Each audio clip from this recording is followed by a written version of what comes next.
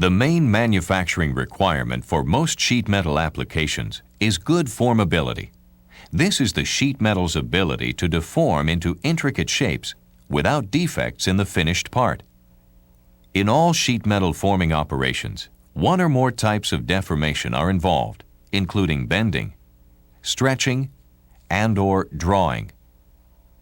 Part shape largely determines the relative severity of the sheet metal's formability, especially where drawing and stretching occur. But other factors also influence formability.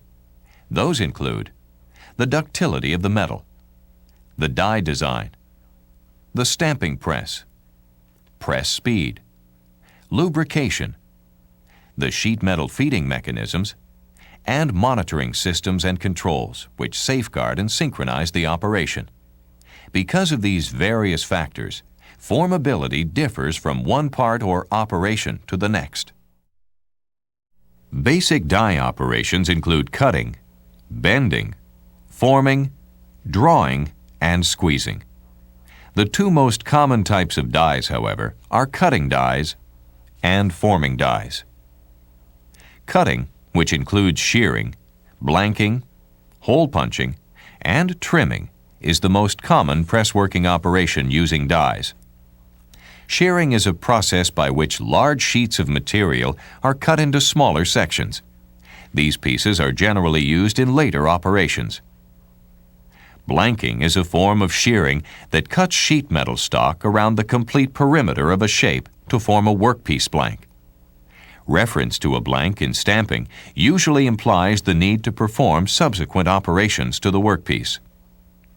Punching is the cutting of a slug from the sheet metal stock to produce a hole. Hole punching, as well as other forms of die cutting, requires specific clearance between the punch and the die. Proper clearance is a function of the type, thickness, and temper of the workpiece material. During punching, the stock is stressed between the cutting edges of the punch and the die. As the punch penetrates the material, stresses build up until fracture occurs. Close inspection of a die-cut edge of sheet metal stock reveals a burnished edge where the punch penetrated the stock, followed by a rough edge where fracture occurred. Mild steel generally separates when approximately 1/3 of the stock thickness has been penetrated. However, when harder materials are die-cut, penetration by the punch may be less than 1/3 the material thickness, and softer materials may require almost full punch penetration before fracture occurs. After a part has been formed, a trimming die is utilized to remove the excess scrap metal from the workpiece.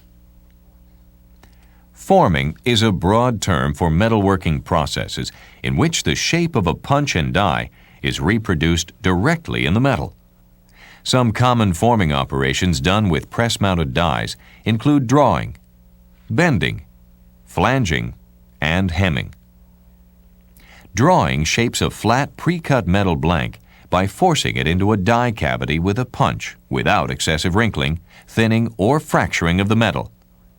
Various complex forms may be produced by drawing. Drawn parts may vary in size from small parts up to aircraft and automotive parts large enough to require mechanical handling equipment. For properly draw-formed parts, the force exerted by the punch must be great enough to draw the metal over the edge of the die opening and into the die.